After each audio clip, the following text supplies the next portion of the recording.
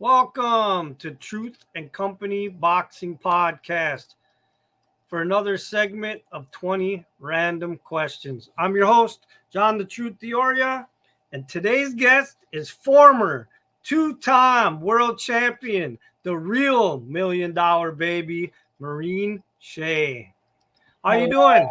I'm wonderful. How are you? I'm great. I appreciate taking time to come on. I know you're super busy with all kinds of stuff going on that we're going to talk about in a minute. For So sure. first off, I mean, I've seen some of the fans seen it. You've done modeling, you've done promoting, you've done coaching. You actually you just told me off air you're actually still fighting. Yeah. So you did stop for a while, then you came back and did like one or two comeback fights, right? And now you've been fighting again. So I didn't actually stop. COVID kind of stopped me. Okay. And then I was dealing with I was actually set to fight for the WBA world title in May of 2020. And then that's when COVID hit. So they canceled my fight. And then COVID happened and life happened, everything happened. And then I was then dropped from the rankings and without even being spoken to about it, like, hey, I'm right here. And then all of a sudden it's like, I feel like COVID happened and then we woke up to a different world. So people thought I was retired. I never said I was retired. I did a couple of interviews telling people like, no, I was ranked. Now I'm not ranked. I was set to fight for the world title. Then all of a sudden it was like, oh, just leave her over here. And then we'll just bring up some other girl and have this number 8 girl fight this number 6 girl. And I'm like, wait, what? So it's been challenging and it's been frustrating. But I did fight in 2022. I fought in New York at the John Conaseca under Joe DeGuardia in May. And then I fought in 2023 because, again, the fights and everything, there was no like consistency in the fights. I fought again in 2023 in the Dominican Republic. And now I'm set to fight now again here in Florida in March. So, you're actually in March. Yeah, we're coming in. We're coming up. So you're in training camp right now? I am. Yep. I'm in camp now. I feel great. I mean, listen, I'm 43 years old and I feel better than I did when I'm in my 20s because I'm smarter now. And, I know that I've learned how to train smart, not hard. And I post a lot of that in my social media posts. I'm really, I do a lot with my strength and conditioning and mobility work, with my coach, Phil DeRue. And then my boxing is kind of second nature, but Derek Santos, my boxing coach, he knows how to keep me sharp. I just actually posted the other day about my training week and what an in-camp week looks like for me. Not like these younger girls that have just started turning pro. And, it was not even, there's a difference between the pros and the amateurs. And I think people fail to remember that, to understand that, where they think like these girls that go from the amateurs to the pros, it's very different. Those girls are used to going 4 rounds. Now you're going 4, 6, 8, it's a completely different style. It's more, a professional style is different than an amateur style. It's more of like a in and out points. And that works for some girls in the pros. But then you've got some people that have different styles like myself that are a little unorthodox with my movement that a lot of people don't know really what to do with. So, I've developed that style over, I turned pro in 2005. So I've been doing this quite a long time as a professional. I've got about 35 fights as a professional. I'm 31-2 with 13 knockouts. And, the experience is there. So now it's about how I train. What does my week look like? I'm not just a boxer. I have a full-time job. And, like we talked about, I own a percentage of a tequila company. I've done some acting and things like that. So I've got my hands in a couple things. But at the end of the day, I'm happy, I'm healthy, and I'm very grateful for the life that I live. So now who is your opponent that you're fighting? Well, they didn't tell me yet, so I'm waiting to find out. Okay. One I of those. guess we'll all find out when you find out. Everything will be announced yet. We haven't announced yet, but everything will be announced together. But this is kind of how it is. Right now, I'm in a position that I'm staying busy. I was ordered by the IBF last year to fight for the interim IBF 122-pound world title against Ellie Scottney. I actually received a contract from Matchroom. I signed my contract, sent it back to Matchroom, and then I found out that Matchroom didn't send the contract to the IBF. And then all of a sudden, Shanika Johnson, who was the reason I was fighting for the interim was because the champion, who became a champion coming off of a loss, fighting a girl that came off of a loss. It doesn't make sense. Now has this title, but she's injured. So the IBF ordered for me to fight for the interim title against Ellie Scottney, and then now Ellie Scottney's fighting Shanika Johnson, and the contract just got dissolved. And then I heard nothing. And then I said, okay, well, I'll fight. Then let me fight Ellie. Then Ellie Scottney beat Shanika. I said, okay, so let me fight Ellie. So here we are. So now, can you file anything on that, or is that just? I let my manager handle that. I let him handle it. So right now, I'm maintaining activity because you want to catch me when I'm not active, when I've been out of the ring for, you know what I mean? Like, why? Why would you do that? Why not why not fight the best in the best position? You know what I mean? Like, come on, it's a little crazy. I have a lot of respect for Ellie Scottney. She's a young fighter. I'm sure she's very hungry, but she's never faced somebody like me. So now she's going to fight somebody else, and I'm just going to stay active. I'll stay active. And what are they going to try to age me out? I mean, I seem to be getting better with age. I can't, I feel great. I was just told that you look 23. Oh, thank you. I appreciate that. That's that Mexican blood. I think my mom is 80 years old and she looks like she's 65. So It's definitely good genes, and it's definitely self-care, a lot of self-care. I'm really, like I said, my eating, my sleeping, my recovery I recover more than I train. I have an excellent team of coaches around me. I have an excellent physical therapist that I work with, an excellent massage therapist that I work with. I just have a really good people around me that just want to help me succeed and just keep me healthy. Okay. Well, listen, I want to jump back to your history real quick because I know there's some new generation fans and I know for a fact there's some fans confused because I saw it one time on a boxing page. And so I want you to clarify some things and get these fans to understand. A long time ago, there was a movie. It's still a great movie today. $1 Million Baby. Hilary Swank was the star. She was a female boxer in it. You actually were still in the amateurs, I believe, at the time, and became her sparring partner, her main sparring partner, and helped her learn a lot of the things that she did. And I believe your trainer also trained her, right, to help? Yes, Hector Roca. Yes. Okay, so what some people seem to be confused on is because one of your nicknames is the real $1 Million Baby. They get confused thinking that the movie was about you. The movie has nothing to do with you. It's not a true story. Hilary Swank was working with you on the role to learn how to fight and and you helped her and your trainer helped her. So that's how you adapted the name, the $1 Million Baby. And the story's not even a real story. Right? No. So the movie was based on a book called Rope Burns, and it was a bunch of short stories that were written.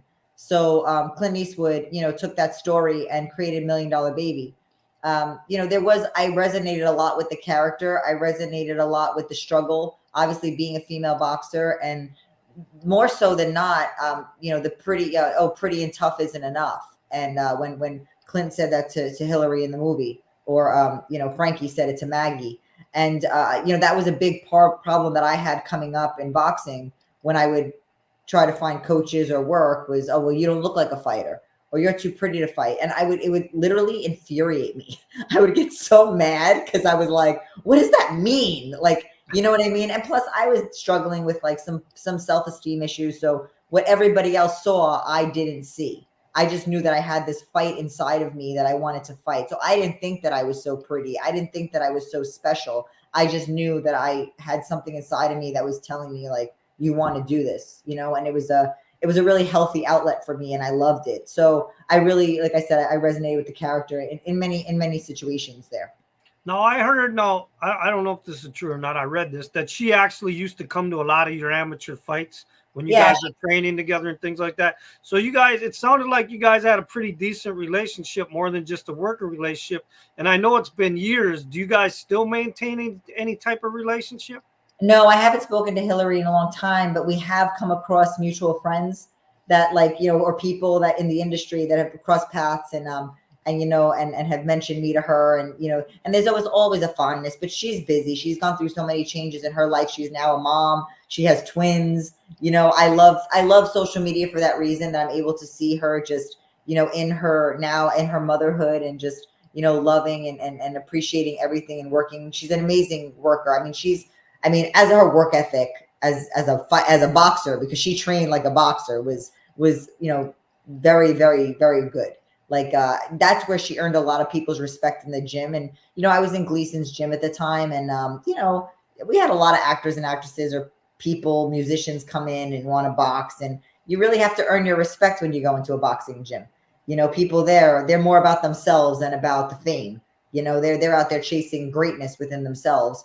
So to see her come in and take the train to the gym and train hard and get in the sparring sessions and really work and, not quit and not give up and struggle like every other fighter in the learning process was incredible to watch. And her dedication is to be admired and respected. Okay. All right, listen, are you ready for these random 20 questions? Yes. Okay. I think so. All right. Question one. Let me get a. All right. Okay, I'm ready. All right. Question one. How did you get involved in the sport of boxing? So I was 17 years old. I found myself in an abusive relationship, but the first time I saw boxing, I was 15 years old, and it was when Mike Tyson bit Evander Holyfield's ear. I was immediately drawn to the action because I struggled with a lot of emotional issues when I was younger and a lot of misplaced rage. So not to say I wanted to bite somebody's ear, but when I saw what Tyson's rage, I connected with it. And I was just in awe at what was happening in this fight. Then fast forward 3 years later, I go to a gym to better myself for my abusive boyfriend. I had very low self-esteem. I was struggling, thinking I was fat and ugly, and that I had to go to the gym to better myself for him. I went to a gym called Omni Health and Fitness in Mount Vernon, New York, or Pelham in New York. And I walked into the back, and there happened to be a boxing ring. And I went back there, and Dave Telesco was back there. These are some names, Elvia Mariki was back there. Louis Rosado, another fighter. A lot of these, another Russian, I forgot his last name, Andre, another Russian fighter who ended up fighting, a bunch of other fighters. He fought Camacho Jr. and he fought some other names. Anyway, I went back there, and Willie Soto came up to me. He was a coach, and he said, "Oh, do you want to try?" And I said, "Yeah," but I wondered, like, how was I going to connect with these men? I was dealing with my own issues, and I speak fluent Spanish because I'm Mexican and Irish, and Spanish is my first language. So I started speaking Spanish to him, and he looked at me and he said, "How do you know Spanish?" Because I look like a gringa. I look like a white girl. And I said, "Oh, I'm Mexican and Irish." Not unbeknownst to me that's like the perfect combination for boxing. There, he was like, "Oh, you're going to be a world champion." I had no idea what he was talking about. And the rest is history. Nice. All right. Question two. What female boxers have inspired you throughout your career? I really admired Lucia Riker.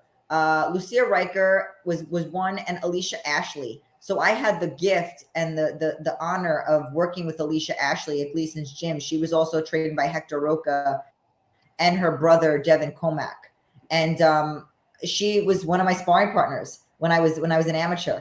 So I got to learn from her, and she's an amazing fighter. Lucia had the movie, or they did a documentary called Shadow Boxer, and I was super inspired by her ability to find peace and calmness and stillness in this highly driven, emotionally driven sport. So those were the two. And obviously Christy Martin, is a no-brainer. I actually can call Christy a friend today, which is such an honor and a pleasure to be able to say that. And then I crossed paths with Lucia because she was in $1 Million Baby. So we got to meet, and I was able to speak to her and let her know what her documentary, how it inspired me as a fighter. And now Christy, I sat with her at the WBC convention, and I got to share some stories with her. We both we went through abuse. So we were able to connect on that, and she's wonderful, wonderful human being.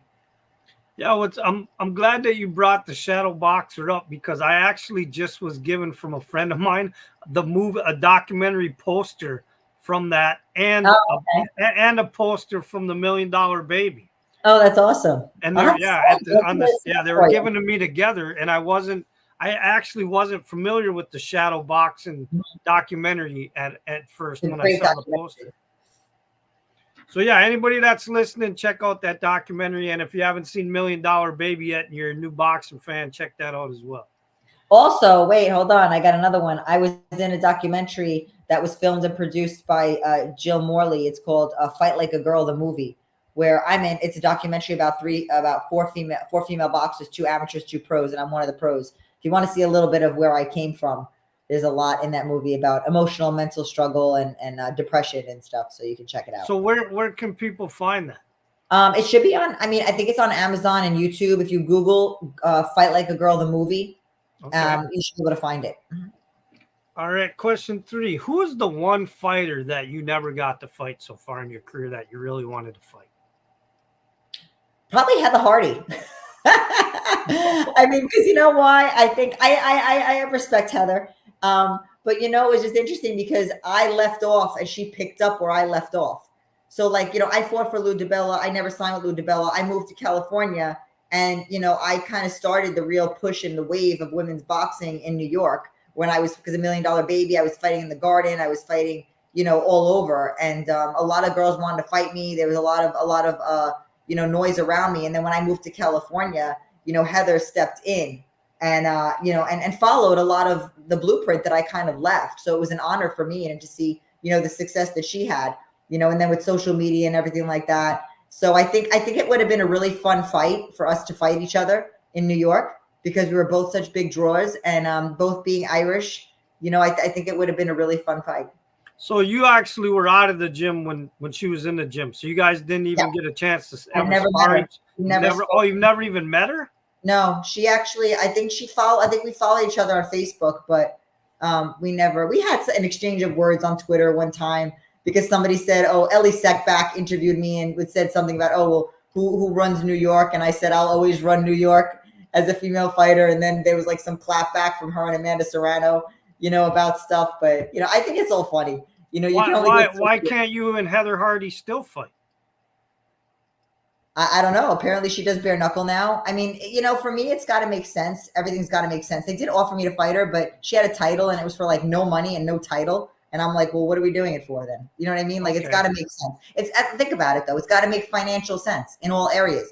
And for me right now, like I'm doing these stay busy fights, but I've proven myself and I've worked. I mean, I'm 31-2 with 13 knockouts. How much more do I have to prove myself? Why can't I fight these champions at my weight class? They're offering me fights at 130. You know, I'm not 130. I walk around at 128. I could fight at 118. You know, I'll fight anybody at 118 and 122. Okay. All right. Question 4. Can you tell me a story involving you and Hilary Swank that some of the fans might not know? So, and Hilary actually went public about this. So there was a time when I remember we were training and I don't remember what happened. I think I finished hitting the bag and I went into the office and she was sitting there and she was crying and she looked so frustrated. And I walked into the office and I said, are you okay? Like, what's the matter? And she's like, I can't get it. Like, I'm not getting it. And she was so frustrated, but you could see the desire and the want to work so hard and want to get the approval from Hector and the feeling of like, she's getting it because she was frustrated. And I looked at her and I just smiled. And it was really heartwarming for me because I was like, wow, you're a fighter. Like you're in this, like you really submerged yourself into this character. And that was a moment for me that was really special. I mean, we've had a couple moments, Hilary and I, you know, that were really personal and they really left an impact on me in my life and I'll never forget them. But that moment for me was special. So did you guys ever hang out together outside the gym at all? Yeah, we went to, she invited me to a red carpet event that she had. She was doing some modeling for Calvin Klein. She was a spokesperson for Calvin Klein. She invited me to that event and I went. And that was my first time with paparazzi where they kind of like rushed her and I was there. She was like greeting me and they were like in our faces. And it was like a lot of people. And yeah, there was a bunch of celebrities there. It was interesting. I remember I brought a young girl that I mentored with me, Jamie. I said, do you want to come with me? I always love to share these awesome experiences with people that would never get to experience them. Because then what's the point, you know, of doing things by myself? So I brought Jamie with me. And I remember we got there and it was like beds, like just beds with Calvin Klein models sitting on beds. And then there was like a hallway with like sheer curtains and like flowers on the floor and Calvin Klein male models just modeling behind these sheer curtains in underwear. It was so, I was like, well, we're definitely in a different world. Then you walked in and it was this giant ballroom and there was couches and food and people going around. Sir, it was total Hollywood. I mean, Lindsay Lohan was there. There was a ton of like actors and actresses there. Everybody was there. And it was cool. We just hung out and, got to meet a bunch of people and had a good time.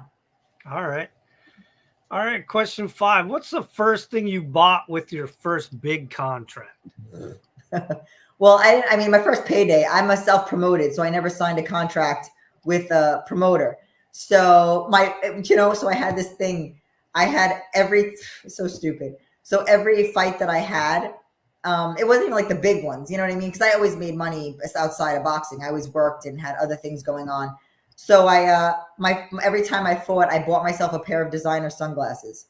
So I have I think I stopped after 8 fights. So I have 8 pairs of designer sunglasses. I have a pair here. These I bought. These are a pair of them. These are Versace's that I bought. I mean, these are so old. I mean, I have so many and they're so old, and I refuse to buy designer sunglasses now because I have 7 that I don't wear because I'm nearsighted and I have to wear transitional lenses. So these are Ray-Bans, but they turn to sunglasses.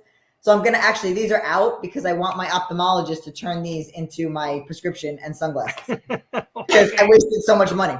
All right. Question 6. Tell me the craziest or the funniest story that ever happened between you and a boxing fan. Oh man, a boxing fan.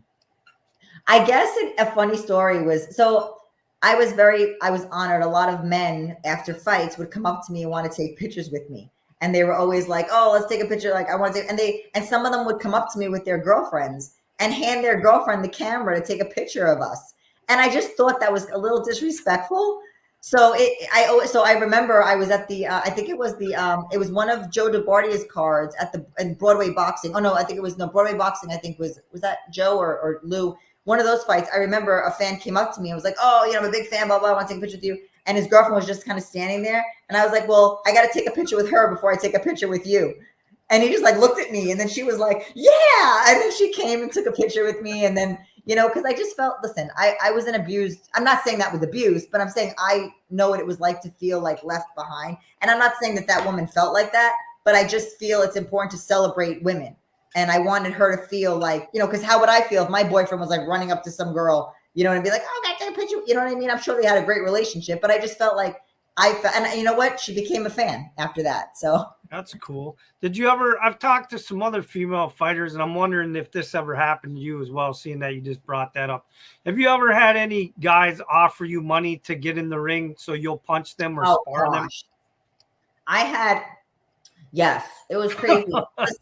Listen, I'm not here. Whatever floats your boat. I'm just not that girl. I had a friend of mine who was actually a dominatrix, and she did that stuff. Again, I don't judge anybody. It's their thing, not mine. But I did get some emails. Any emails that I got like that, I just sent them. I printed them and sent them over to my manager because he was also a retired sergeant from New Rochelle. So I just was like, here, take these because I don't want to. I don't know what this is. I don't know how serious it is, but yeah, I've been offered some money to do stuff like that. Just not my thing. All right. I actually got offered money for feet pictures. They wanted to like my feet. I'm flattered. People have complimented. Anytime there's like a foot picture, I'm getting and then a friend of mine's like, oh, you should go on Foot Finder. I'm like, man, I barely could keep up on my own social media because I'm so busy. You could do an OnlyFans and just show your feet. Not my thing. I mean, listen, whatever floats your boat. And I don't know. Not me. All right. Question 7. If you could be any flower, what flower would you be? An orchid. I like orchids. They're very easy to maintain because I kill plants, and I usually kill flowers, but I say orchids. I love orchids. I think they're very elegant, and I think they're. I love the way that they look. And I love that they're easy to maintain, and they're probably the only flower that I've kept alive for over a month. Okay. All right. Question 8. What is the proudest moment so far out of your boxing career? Oh man, there's so many. There's really so many. I'd have to say my dad passed away in 2021. And I've got to say my father did not want me to box. He was not a fan. He he loosely supported me, but when I lost my first amateur bout, one of the amateur bouts that I lost, he was like, well, are you going to quit now? He hated it. He wanted me to be a cop. I was offered a position with the NYPD if I took the police test on their boxing team. So my dad was a retired detective and my godfather was a police officer, and they really wanted me to like follow that route. My dad, I was going to go to law school. So I was going to go either be a cop, go into the DEA, or go to law school. And I ended up becoming a professional fighter. So the proudest moment for me was probably in the Garden. I fought on my father's birthday, which was March 16th. And it was it was John Duddy, myself, and James Moore, and we were the Irish Express. And I wore happy birthday dad on the back of my skirt. So after I fought, I got to like, show my dad, like, and celebrate my birthday with my dad, with his birthday with him. And you know what? He was proud of me. I know that at that point he was like, wow, like who would have thought that I would have been fighting at Madison Square Garden, So it was a big Yeah, deal. I mean, I don't know what dad can't be proud whether it's their son or their daughters fighting in Madison Square Garden. Yeah. So that was a very special. I've had so many though, John. There's so many, but just because my dad, that was a big one because I proved him wrong. Okay. That's always fun. Question 9: if you could win a trophy or an award in something other than boxing, what would it be? Debate. I think I always had a passion for law, and I'm a thinker. So I like to debate, and I know that I in political science and when I was in high school, like I loved debate, and they had like debate like groups, but I was already boxing and I didn't have time to go in there and have these competitions. So that was an easy one for me to answer because that's something that I always wanted to achieve and I didn't, was to actually for debate. Okay. Probably super random, right? Unexpected. But. No, that's why I asked the question. Great one, yeah. Question 10: if you could hold any record in the Guinness Book of World Records, what record would you want to hold?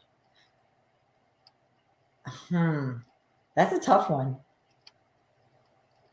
I mean,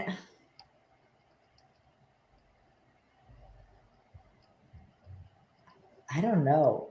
Like probably being like, I would probably want to be like the oldest, strongest person.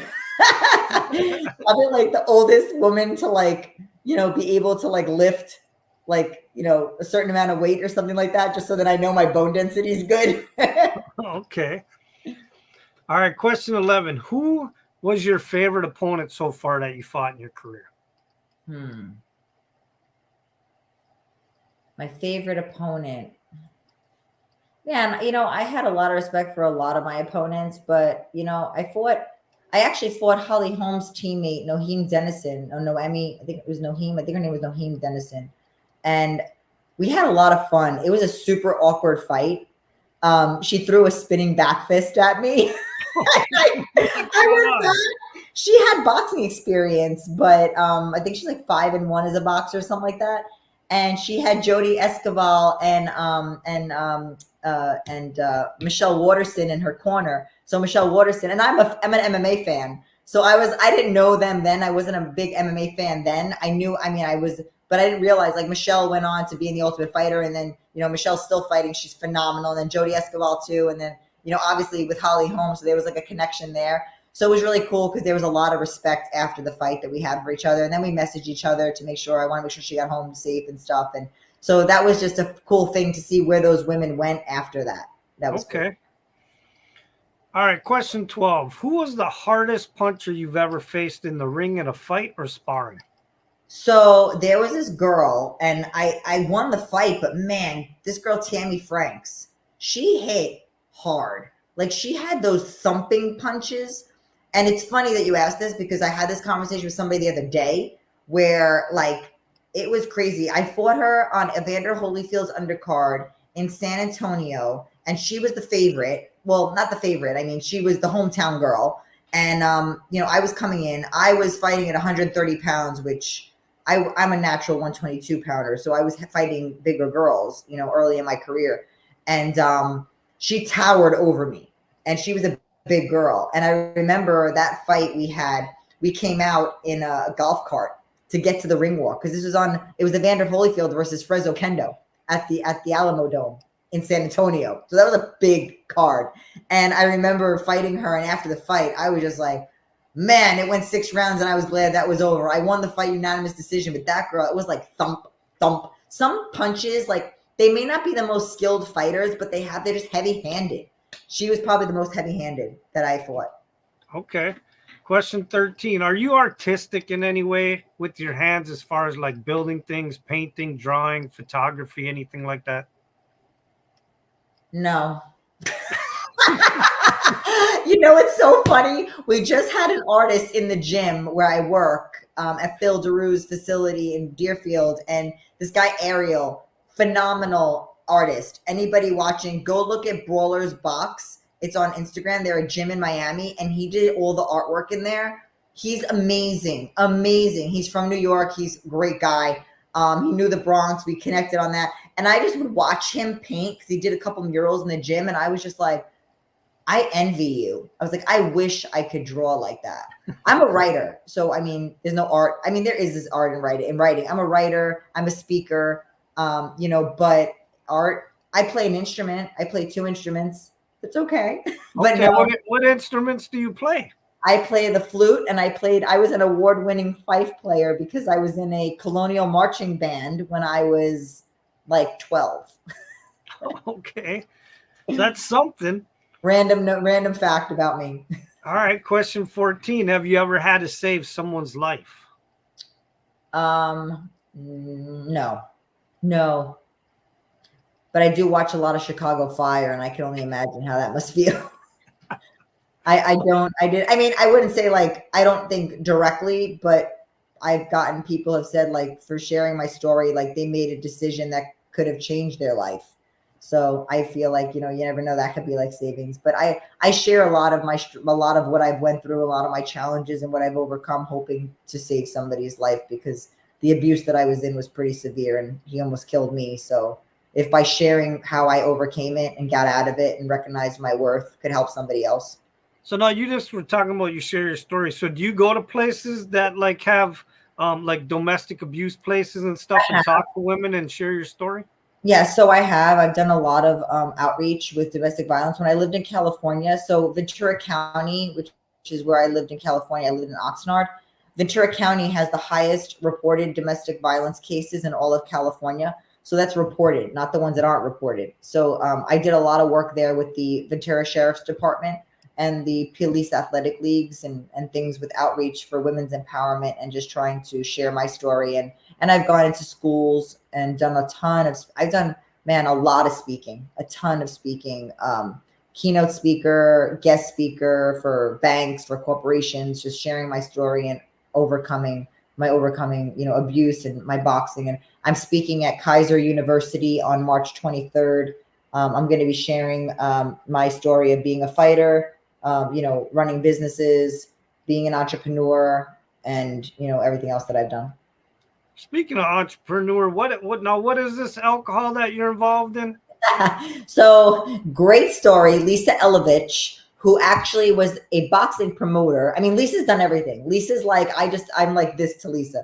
She worked for the DA's office in New York. She was a lawyer. She's amazing. So she was a boxing promoter out of Saratoga Springs who promoted my first title fight, which was the NABF title, which I won back in 2010, I think, or 9. And she then invested in a tequila company, which she owns and developed and everything. And I used to have a podcast called The Canvas. I had her on my podcast to promote the tequila, and I loved tequila. And she asked me if I wanted to be a partner and be a part of the company. So it was myself, Tiafimo Lopez, Larry Holmes, and Boom Boom Mancini who got involved and own a small percentage of the business. And I'm actually going to meet with Lisa this Saturday to go have a beach day. Yeah, okay, but give a shout out to what is it called though? Oh, One with Life tequila. So it's like an owl. Let me show you. I'll show you a bottle. I have one right here.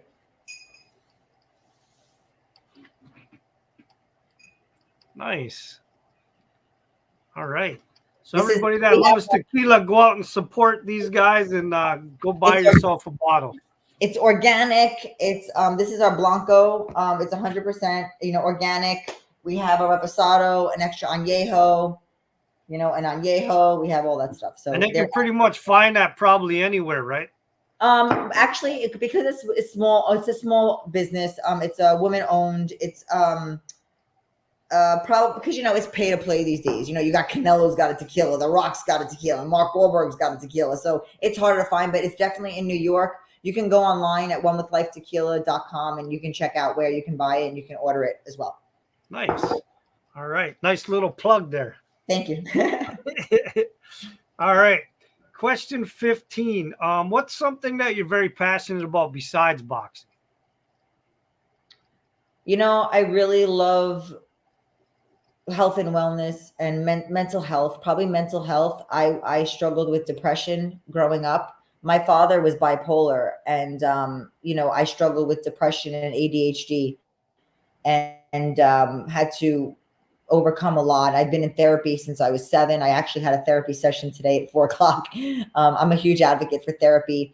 And, I know that I have a chemical imbalance since I was a kid and I've had to, work through that and just recognize, how it's affected my life and just my overall health and wellness. So, I'm a big advocate in helping people with whether it's depression or any type of mental illness and, giving hope and strength and helping them to show them the tools that I've used that have really helped me to overcome and work through day to day, because it's really a day at a time in getting over and struggling with depression.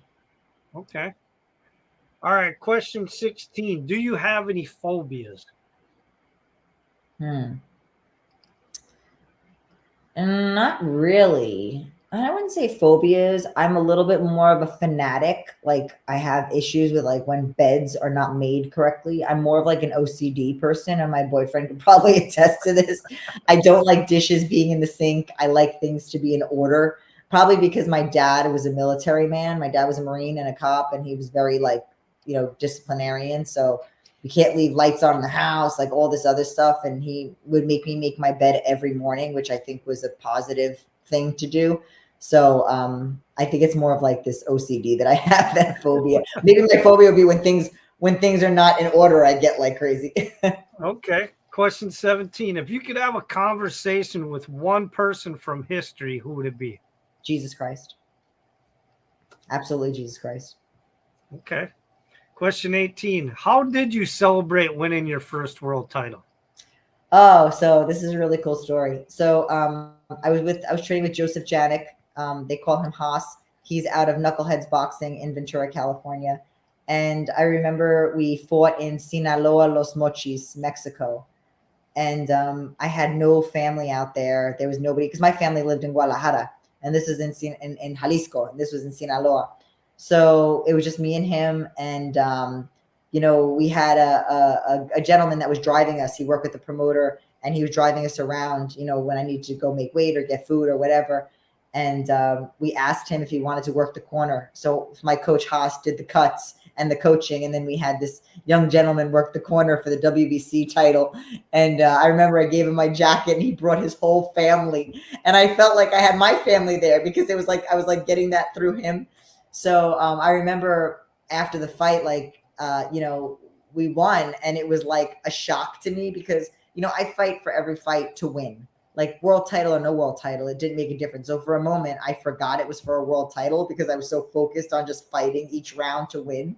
Like I did every fight that I remember when Haas looked at me and he was like, what's wrong with you? And I didn't even know I was just happy I won. And then I hugged him and, we celebrated. We went back to the hotel and we just danced. I just danced. And it was like, it was a time where it wasn't like a million people around. Social media, again, wasn't huge. So I wasn't able to like, it wasn't streamed online. So nobody got to see this stuff. And, sometimes I wish it was, but then sometimes I'm like, those moments that I had were so personal and private, and they were my moments that like I get to share them like this instead of other people feeling them. I got to share it. Okay. All right. Question 19. What is your favorite boxing movie? Oh man. I mean, $1 Million Baby is always going to hold a really special place in my heart, but probably, man, it's tough. I mean, Rocky, there's so many, but I guess one of the ones that like Girl Fight, was it Girl Fight? Is that the movie with Michelle Rodriguez? Yep. I think that one, because I felt the characters like, and she was such a badass. And it was like, I mean, what year was that? I mean, some of your people watching probably don't even know what I'm talking about. But I actually have that movie, so I know do what you you're see? talking. Okay. So Alicia Ashley was in that movie too. She played an extra in that movie.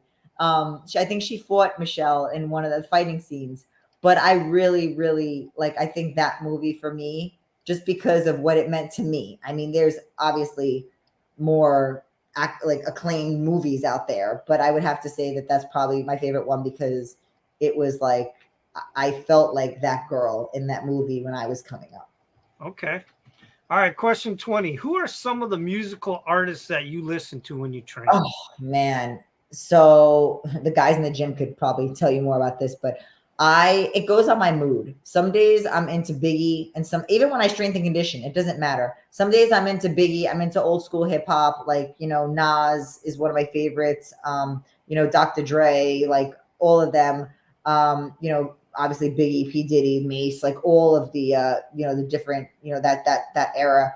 But I also love Latin music. Like I love Toño Rosario, I love Celia Cruz, I love Tiro Puente, I love Fulanito. Like I love all those because I got like that side of me, and that's where I get excited and I start getting my movement and my rhythm in.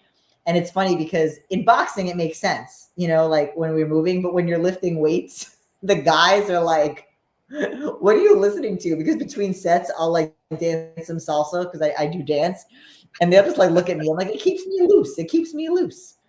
So yeah, All so I right. have a very large, like a different, very eclectic taste in music. All right. Well, listen, I appreciate you taking time to come on and do the 20 random questions. I learned a lot of new stuff about you today. So, and This is great. I'm sure the fans did too. So I'm really excited that you got to come on the podcast. I'm glad that we got to talk about some history stuff and some newer stuff coming up, and that you got to promote some things. And so if there's anything you want to promote or say anything to the fans before we end, go ahead. I guess, just thanks for supporting me. And if you haven't seen me fight, check out some of my stuff online. And obviously, once I announce my fight in March here in South Florida, also you can follow me on Instagram, Maureen_Shea. I'm posting a lot more now. I actually have a content manager who's helping me with that because definitely need help with that. I just thank you for the support, and I answer my DMs. So if anybody sends me messages, please don't ask me to beat you or ask for foot pictures. I'm not going to do that. But if you have any questions or comments or anything, feel free to reach out. And obviously I'm on Facebook, Maureen Shea, Twitter, Maureen Shea. But thank you, John. This was a lot of fun. And I know you've followed my career for a really long time and that we've spoken in the past. So I really want to thank you for your time and offering to have me on. This is great.